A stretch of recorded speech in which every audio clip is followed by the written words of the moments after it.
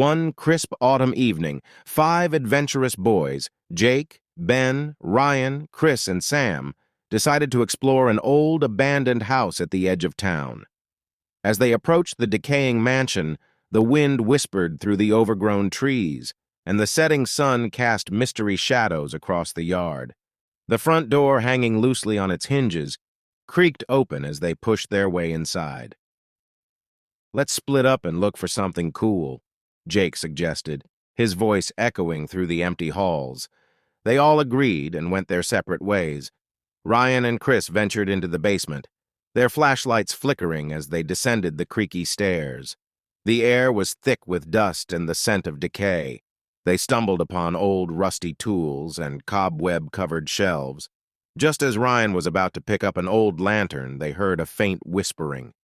Their flashlights flickered again, and the whispers grew louder, seeming to come from the shadows themselves. They got little scared, but they were not showed that they were scared to each other. After waited for some minutes, they started exploring again. Upstairs, Ben and Sam explored the attic where old furniture was covered with white sheets. The dim light from their flashlights revealed something strange under a one of sheets. They tried to look what it was. Suddenly, a dusty wind blew through the room. Cause of the dust, their vision was blocked. After a few minutes, the dusty wind got over, and Sam saw his partner as missing. He panicked and called the friend's name to find him. "Ben, where are you?" Sam shouted loudly.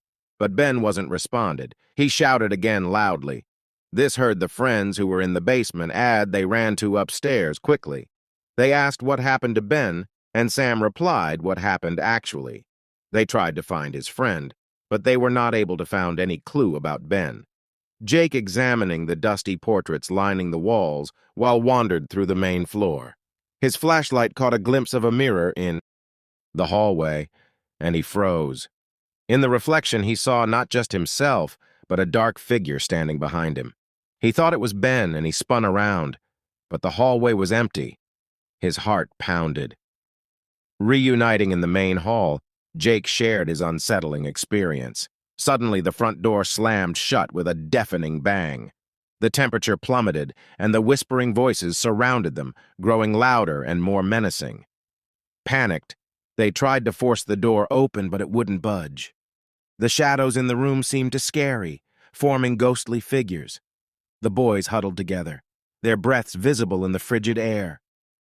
"We need to find a Ben and get out this house immediately," Chris shouted, his voice trembling. They searched every corner in the house. Ryan saw a one of shoe that wore Ben in a dark room. He called his other friends. Ben was fainted near a grave inside in the room. Immediately, all the other friends tried to wake Ben. He wake and he didn't know what happened to him.